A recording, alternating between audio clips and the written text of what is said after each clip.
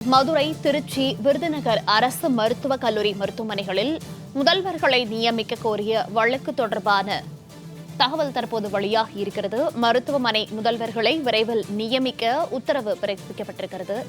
விவரங்களோடு செய்தியாளர் சல்மான் இணைப்பில் இருக்கிறார்.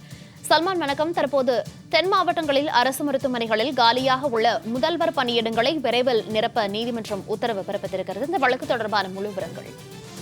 மதுரையைச் சேர்ந்த வெரோனிகா மேரி என்பவர் மெட்ராஸ் உயர்நீதிமன்ற மதுரை அமர்வில் ஒரு பொதுநல மனுவானது தாக்கல் செய்திருக்கிறார்.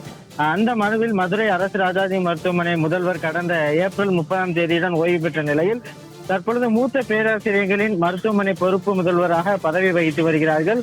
மதுரை அரசு ராஜாஜி மருத்துவமனை என்பது இரண்டாவது பெரிய அரசு மருத்துவக் கல்லூரி என்றால் நாள்தோறும் 10,000த்திற்கும் மேற்பட்ட நோயாளிகள் வந்து செல்கிறார்கள். மதுரை அரசு ராஜாஜி மருத்துவமனையில் புற்றுநோய் மருத்துவ மையம் முழுமையாக நடைமுறைப்படுத்தப்பட வேண்டும்.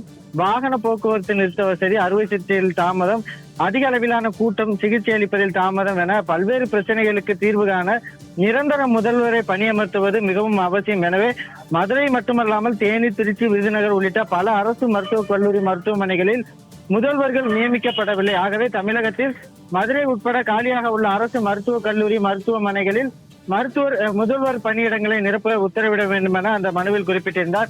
இந்த வழக்கு நீதிபதிகள் சுப்பிரமணியன் மற்றும் விக்டோரியா கௌரி அமர்வு முன்பாக விசாரணைக்கு வந்தபொழுது தமிழக சுகாதாரத்துறை தரப்பில் நில அறிக்கை தாக்கல் செய்யப்பட்டது. அதில் காலியாக உள்ள அந்த முதல்வர் பதவிகளை நிரப்புவதற்கான நடவடிக்கை துவங்கிவிட்டது எனவும் முறையாக அனைத்து கல்லூரிகளுக்கும் விரைவில் முதல்வர் நியமனம் செய்யப்படும் எனவும் தெரிவிக்கப்பட்டது.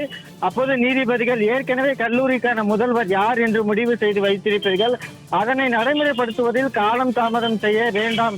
எனவே விரைந்து காலியாக உள்ள அரசு மருத்துவமனை கல்லூரிகளுக்கான முதல்வர் காலி பணியிடங்களை நிரப்புவதற்கு நடவடிக்கை எடுக்க வேண்டும் எனவும் இந்த நியமனங்களை நீதிமன்றம் கண்காணிக்கும் என கூறி வழக்கு விசாரணையை மீண்டும் ஒத்திவைத்திருக்கிறார்கள். மௌனிகா, தகவல்களுக்கு நன்றி சல்மான்.